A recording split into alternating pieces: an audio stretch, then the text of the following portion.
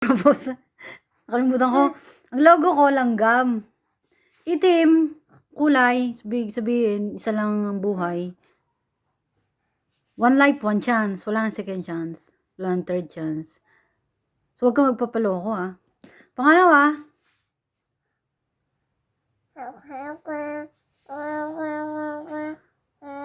puti. Kasi maging mabuting tao para kay God. Lagi naman si God. Kasi sinasama ko siya lagi. Kasi kaya lang man ako nandito para kay God din. Pangatlo, pink. Sa future, pink hair ako. Iba-iba kulay pero pink talaga. O, hintay-hintay lang kasi nagpapayat ako eh. Abangan nyo na lang. Matagal lang papayat kasi gusto ko mayaman eh. Hindi ako makatakbo, wala akong katulong. Ngayon,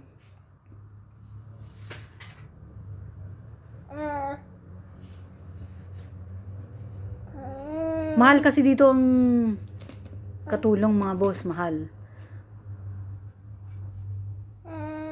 Mas rich pa ang sahod kaysa sa ordinaryo.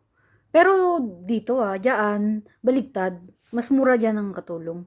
Sa Pilipinas ba? Di ba tayo? Yun. Ang logo ko langgam. Tapos naisip ko, di ba, MC, baka lagyan ko rin ng no money, no honey. Kasi may kanta akong ganun. Baka yun yung aking, at tingin ko yun yung aking logo. At forever na logo, no money, no honey. MC. Oh. Tapos langgam.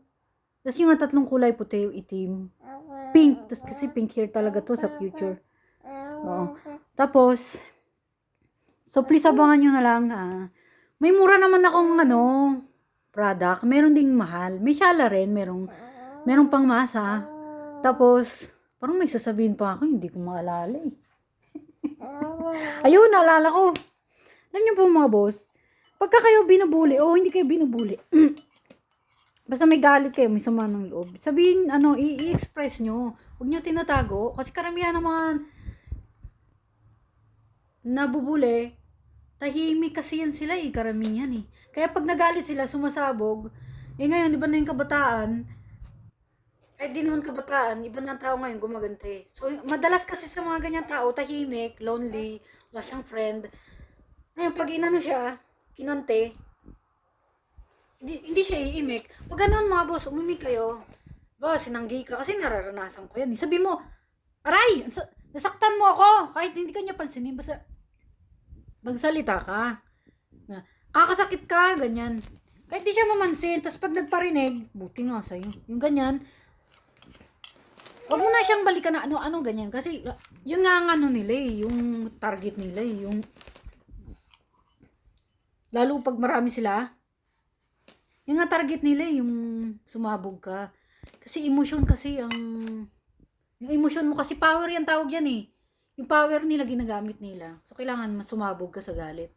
'Di ba? Di balik tayo sa eksena, yun nga. Sabihin mo nasaktan ako, ganyan. Aray, ganyan basta ano ka tapos nagparinig siya, buti nga sa'yo, ganyan. At least nalaman niya.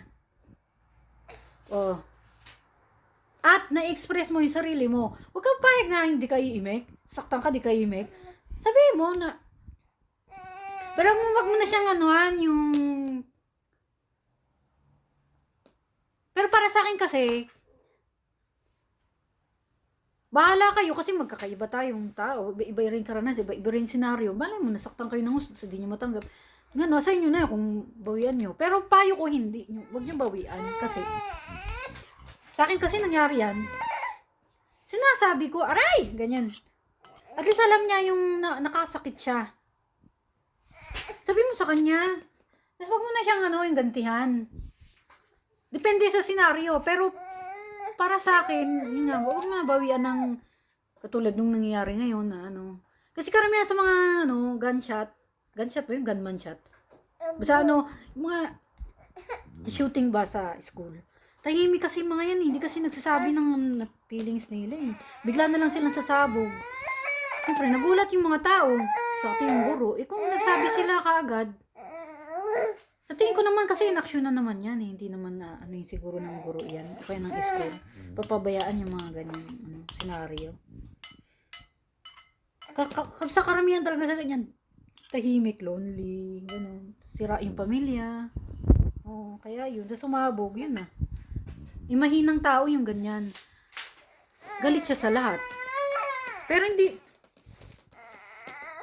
galit siya sa lahat. Mahina siya kasi madali siyang, sige, hindi ko, kaya tinuturuan ko kayo ng power. Yan ang power, mga boss.